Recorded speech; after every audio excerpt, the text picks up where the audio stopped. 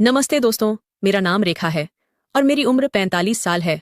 दोस्तों, मेरी जिंदगी की कहानी आज आपके साथ बांटना चाहती हूँ। मेरी शादी को बस 2 साल ही हुए थे जब भगवान ने मुझसे मेरा सब कुछ छीन लिया।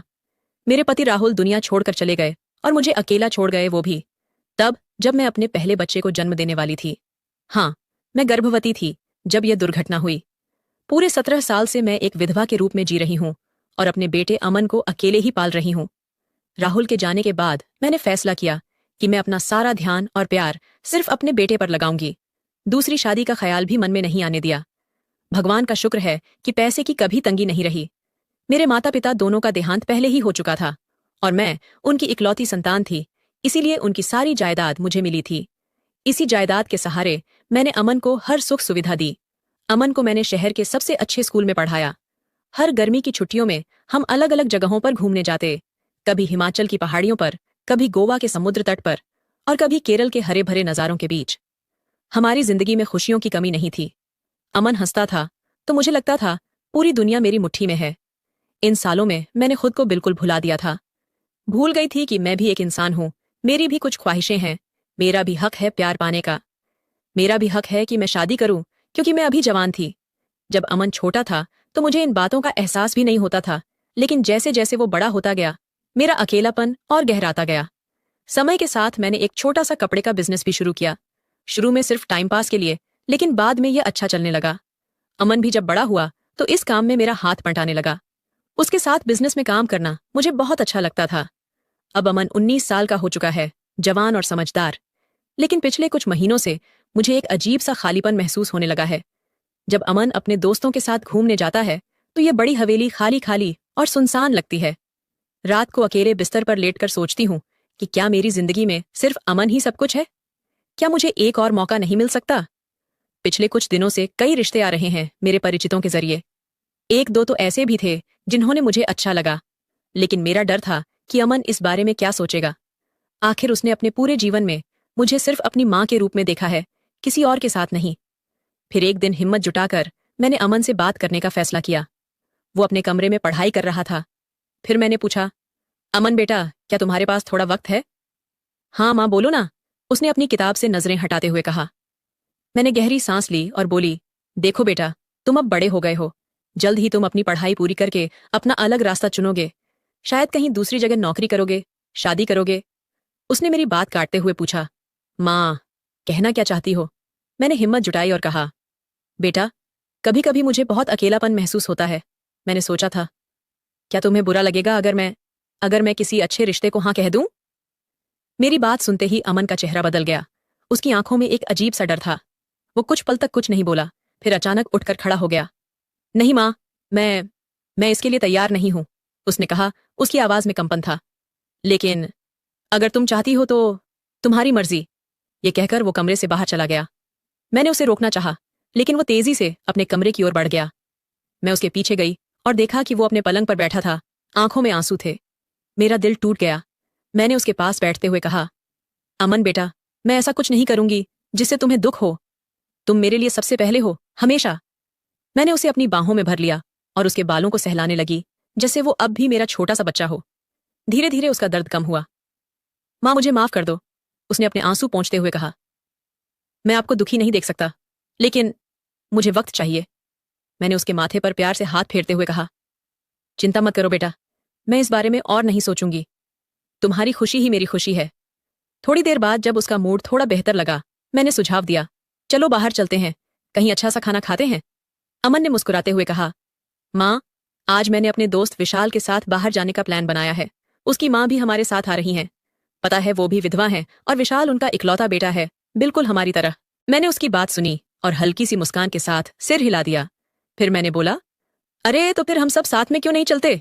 आज का शाम हम सब मिलकर बिताएंगे, क्या ख्याल है? अमन के चेहरे पर मुस्कान आ गई। वाह माँ, ये तो बहुत अच्छा होगा। विशाल को मैंने पहले भी कई बार देखा था जब वो अमन से मिलने हमारे घर आता था। अमन के ही उम्र का था, लेकिन उसका शरीर ज्यादा मजबूत और तंदुरुस्त लगता था। शायद इसलिए क्योंकि वो रोज व्यायाम करता था और खेलों में रुचि रखता था। मेरा अमन तो किताबों में ही डूबा रहता था, खेल कूद से हमेशा दूर। जब हम रेस्तरां पहुंचे तो मैं पहली बार विशाल की मां सविता से मिली। हमारे बीच आपसी तालमेल इतना अच्छा था कि लगा जैसे हम सालों से एक दूसरे को जानते हैं। उन्होंने भी अपने पति को खोया था और अपने बेटे को अकेले ही पाला था। हम दोनों की कहानियां इतनी मिलती जुलती थीं कि उस शाम पूरे वक्त हम बातें ही करते रहे। अमन, तुमने कभी बताया नहीं कि तुम्हारी माँ इतनी प्यारी है, विशाल ने खाने के बीच हंसते हुए कहा। अमन शर्मा गया और बोला, हाँ यार, मेरी माँ दुनिया की सबसे अच्छी माँ है। उस दिन के बाद हमारे परिवारों के बीच का फासला कम होता गया। अब हम अक्सर साथ में वक्त बिताते, कभी हमारे घर, कभी उनके घर। सविता और मैं इतने अच्छे दोस्त बन गए कि लोगों को लगता हम बहनें हैं। एक दिन सविता ने चाय पीते हुए पूछा, रेखा, तुमने भी मेरी तरह दोबारा शादी करने का कभी नहीं सोचा? सोचा तो था, लेकिन अमन को यह बात पसंद नहीं थी। मैंने अपना दिल खोलकर बात की। सविता ने सहमति से सिर हिलाया। विशाल भी ऐसा ही है। जब भी मैंने इस बारे में बात की, उसने साफ मना कर दिया। हम दोनों हंस पड़े यह देखकर कि हमारे बेटे कितने एक जैसे हैं। लेकिन धीरे धीरे मुझे कुछ अजीब सी चीजें नजर आने लगीं।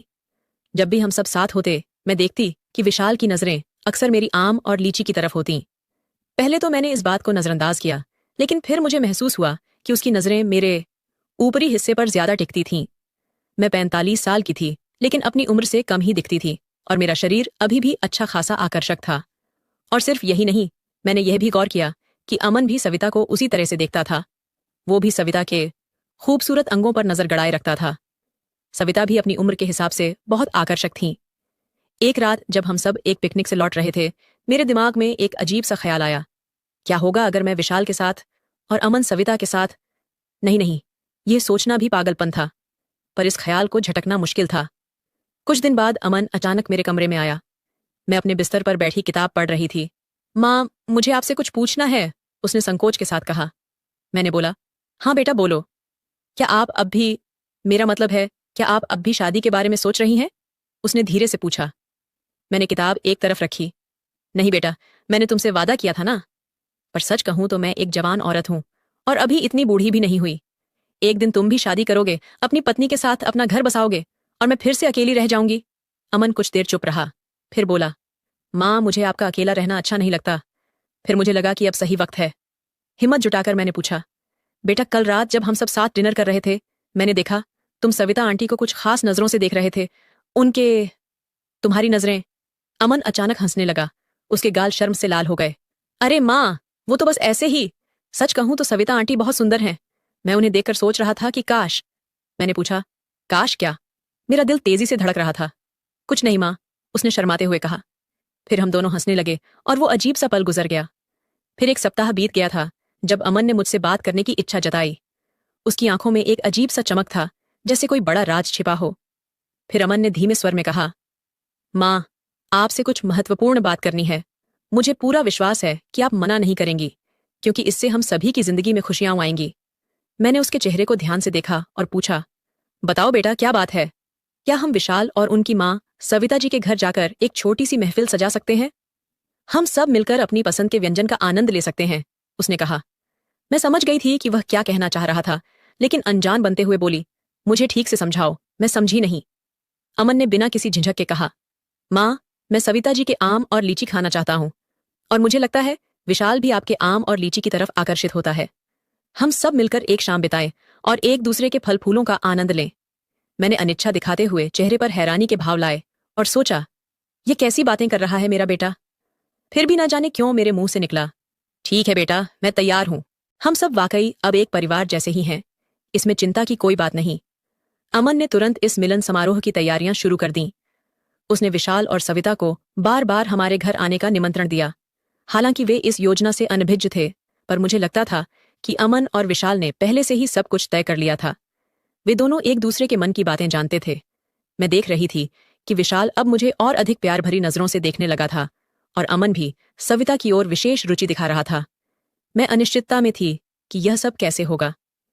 फिर एक शाम जब वे हमारे घर आए, मैं अपने कमरे में कुछ लाने गई। तभी अमन और विशाल मेरे पीछे आए। अमन ने विशाल को वहीं छोड़कर बाहर चला गया। मैं समझ गई कि यह एक नई शुरुआत थी। विशाल ने धीरे धीरे मेरे करीब आकर अपनी भावनाओं को व्यक्त किया। हम दोनों एक दूसरे में ऐसे खो गए जैसे पहली बार प्यार हो गया हो।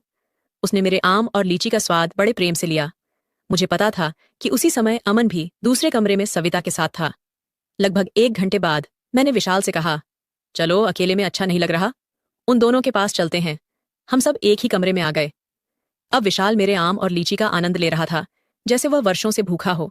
उधर अमन भी सविता के आम और लीची का आनंद ले रहा था। हमने उस रात अलग अलग जोड़ों में ही समय बिताया, मैं विशाल के साथ और सविता अमन के साथ। वह रात हमारे लिए अद्भुत थी, जैसी हमने कभी अनुभव नहीं की थी। उस रात के बाद वे हमारे घर आकर रहने लगे। हमने एक व्यवस्था बनाई, 1 सप्ताह हम उनके घर रहते और फिर वे 1 सप्ताह हमारे घर पर। हम एक परिवार की तरह रहने लगे। मेरे जीवन में फिर से रोमांच और सुंदरता लौट आई। जो कमी वर्षों से महसूस हो रही थी वह अब भर गई थी। मैं बेहद खुश थी, लेकिन तभी एक बड़ी समस्या सामने आई। मैं विशाल के साथ इतनी खो गई कि गर्भवती हो गई। अब मैं उलझन में थी कि क्या करूं। मैंने हर संभव उपाय के बारे में सोचा, लेकिन कोई समाधान नहीं मिला। मैं बहुत परेशान हूं, न सोच पा रही हूं, न कुछ कर पा रही हूं। क्या आप मुझे बताएंगे कि मैं इस परिस्थिति से कैसे निपटूं? मुझे क्या करना चाहिए? तो दोस्तों, यह थी मेरी आज की कहानी। आपको कैसी लगी? कृपया अपने विचार कमेंट में जरूर बताएं। अगर पसंद आई हो तो लाइक और शेयर करें। ऐसी ही रोचक कहानियों के लिए हमारे चैनल को सब्सक्राइब करना न भूलें और बेल आइकन दबाना न भूलें, ताकि आप कोई भी कहानी मिस न करें। धन्यवाद।